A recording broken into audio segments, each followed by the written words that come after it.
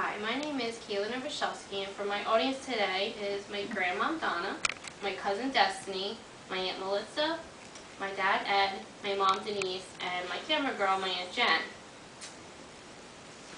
Now that you and my audience are acquainted, the culture speech I have chosen today is for my Irish heritage.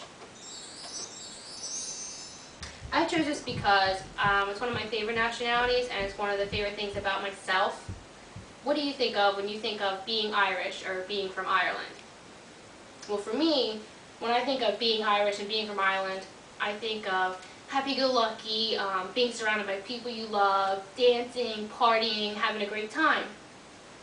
I think everyone has this perception of Ireland, being at the pub, but this comes to a certain extent. A lot of people think of Irish people as being short people, like the little people, little cottages, pale skin and freckles and pots of gold and rainbows. And there's so much more to being Irish than just these things. Like as an example, this is straight from Ireland. It's called an Irish blessing, and Americans have these because the border is full of clovers. It's a little cottage. It's typical of what Americans think Irish should be. So the more important things I want to talk to you about today with Irish is national holidays, which is St. Patrick's Day, Irish music, Irish dancing, and Irish sports. I chose these because I feel that they're important. I feel that there is more to being Irish than just the stereotypes people put on it. I think these things are universally accepted. Every culture has them. Everyone can understand and relate to these topics. And I'm just going to give you some information on how the Irish do these things.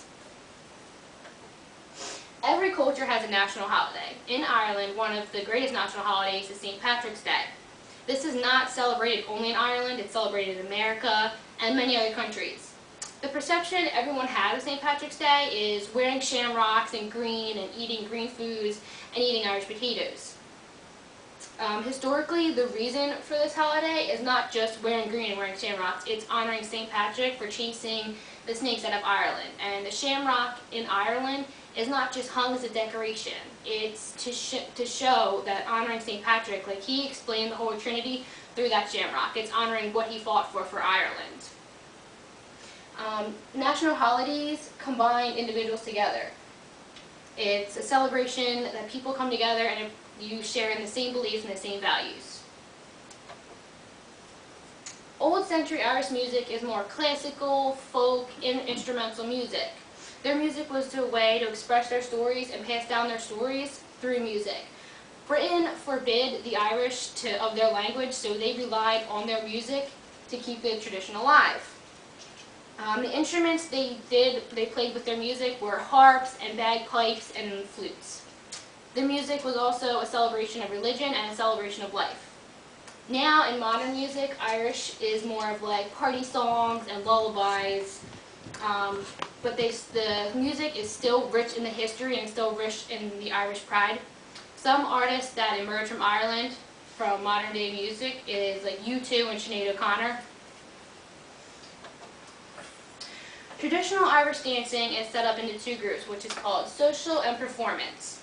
Social dancing is called set dancing, which means it's fast, it's complex, and it's done, like the dance is performed at like social gatherings and functions, such as like weddings and stuff like that. To get a better understanding of what type of dance it is, we would know this as Americans as like the electric slide or the cha-cha slide. It's not an Irish dance, it's just something that would show you understand what kind of dance it is. That's where we would perform it.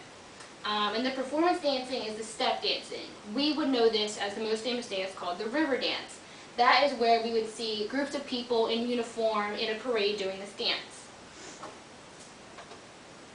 Irish sports. In the past and presently, the two most popular sports are Gaelic football and hurling. Hurling was started between landowners back in the old centuries. Hurling teams were armed with 3 to 4 foot ash sticks, and the object was to get the ball from one village to the other. It was played across the land. There was no boundaries. Nowadays, the sports they have a field now. They're measured. They have rules and regulations. It's not just village to village anymore. It's now modern. And with the Gaelic football and the hurling, we would know hurling as Americans to be as like field hockey or lacrosse. Gaelic football is played similarly to hurling, only there's no sticks and it's limited hand use with the ball. The organization that regulated these sports are called the GAA, which is the Gaelic Athletic Association. They still run this today, and we would recognize Gaelic football as Americans to be soccer. The reason I chose these things, because these four aspects don't just define Irish culture. Culture is made up of so many parts.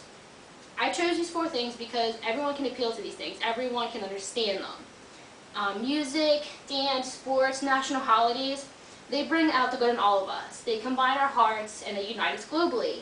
These four things have their own language. It doesn't matter what your heritage is, what culture you come from, or what language you speak, because these things will combine us all.